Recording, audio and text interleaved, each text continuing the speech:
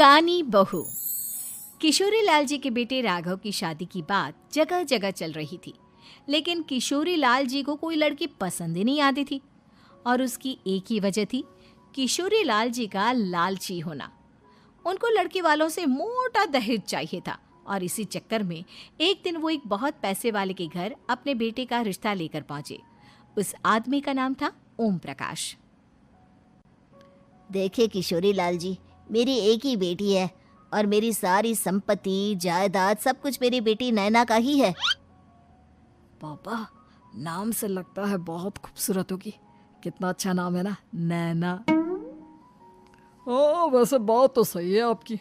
अब इतना पैसा है, जमीन जायदाद है, इकलौती बेटी, आप भी क्या करेंगे? सब कुछ उसे ही देंगे ना। बिल्कुल ठीक पहचाना आपने। बस बेटी की शादी और सारी जायदाद उसके नाम। पापा, बिना देखे हाँ कर दीजिए ना। इतना अच्छा रिश्ता फिर कहाँ मिलेगा? माला माल हो जाएंगे हम। मैं अपनी बेटी को बुलाता हूँ। अरे नहीं नहीं नहीं नहीं, आपकी बेटी का नाम नैना है, सुनकर ही लगता है बहुत सुंदर होगी। रहने दीजिए अंकल, मैं तो आपकी बेटी के नाम से ही इतना खुश हो गया हूँ कि उसे बिना देखे शादी करने को तैयार हूँ। अब तो मैं उसका चेहरा सीधे शादी के बाद ही देखूंगा। और इस तरह राघव नैना का चेहरा नहीं देखता और उससे शादी कर लेता है। शादी के बाद अपनी सुहाग रात पर जब राघव नैना का घूंघट उठाकर देखता है तो नैना की आंखें बंद थी। कितने खूबसूरत हो तुम नैना, जरा अपनी आंखें खोलकर मेरी तरफ देखो तो सही। नहीं, मुझे शर्म आती है। अरे, मैंने तुम्हें शादी से पहले भी नहीं देखा, और अब अगर तुम आंखें खोलकर मुझे देखोगी भी नहीं तो मुझे अच्छा कैसे लगेगा? इससे पहले कि नैना अपनी आंखें खोलकर राघव की तरफ देखती, अचानक से लाइट चली गई और राघव नैना को पूरी तरह से देख भी नहीं पाया। अगली सुबह नैना राघव के लिए नाश्ता बनाकर लेकर आई। अरे ये क्या, आधा पराठा सेका हुआ है और आधा बिल्कुल कच्चा। ये तुमने क्या किया नैना? बहू, तुमने क्या आधा पराठा तवे से नीचे लटका कर रखा था, जो आधा सिका है और आधा कच्चा? मुझे जितना दिखेगा उतना ही तो सीखूंगी ना पापा जी। जहाँ जहाँ मुझे नजर आ रहा था वहाँ मैंने सीख लिया, जहाँ जहाँ नहीं दिखा वहाँ कच्चा रह गया होगा। इसका क्या मतलब है? ये कैसा मजाक कर रही है तुम? अरे बहू, तुमने इतना लंबा घूंघट क्यों लगाया हुआ है? देखो, हमारे घर में बहुओं को बेटी की तरह रखा जाता है, और फिर तुम तो इतना सारा माल लेकर आई हो। देखो, ये घूंघट डालकर रखने की कोई ज़रूरत नहीं है।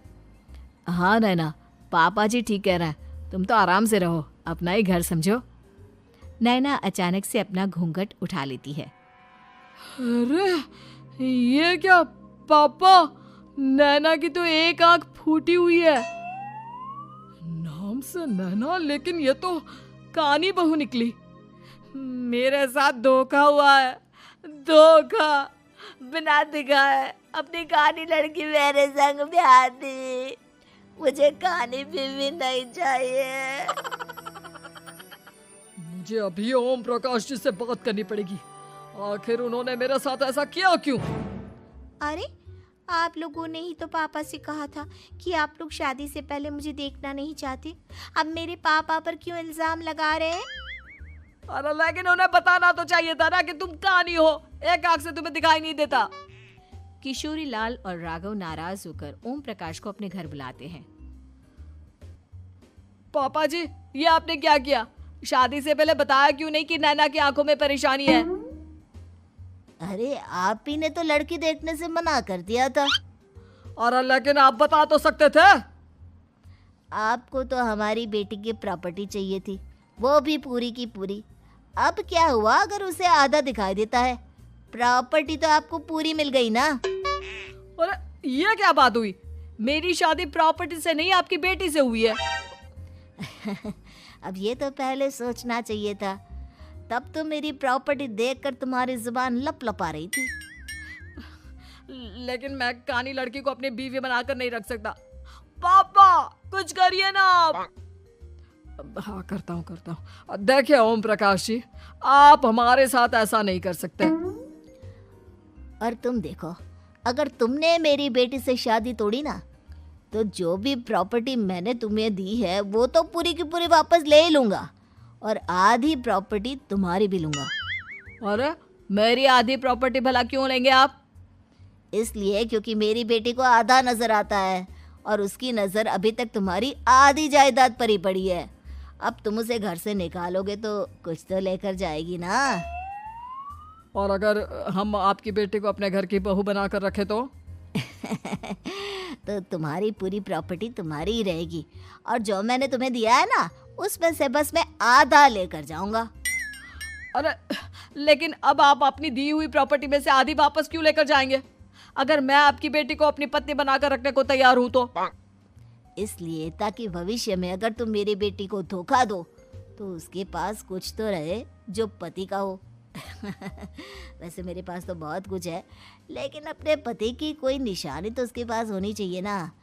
अब अगर तुमने मेरी बेटी को कानी कहा तो तुम्हें प्रॉपर्टी भी कानी ही मिलेगी, पूरी नहीं। जमाए राजा।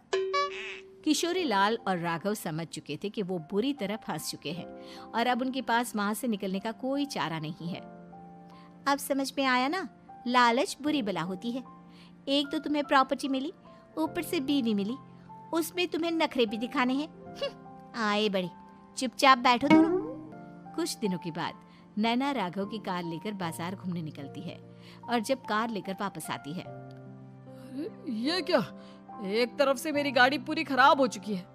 लगता है तुमने मेरी गाड़ी को किसी दूसरी गाड़ी के साथ एक्सीडेंट किया है। अरे अरे कितना बड़ा नुकसान कर दिया तुमने बहू। वो क्या है ना पापा जी, मुझे एक आंख से दिखाई नहीं दे रहा था, सामने से गाड़ी आ रही थी।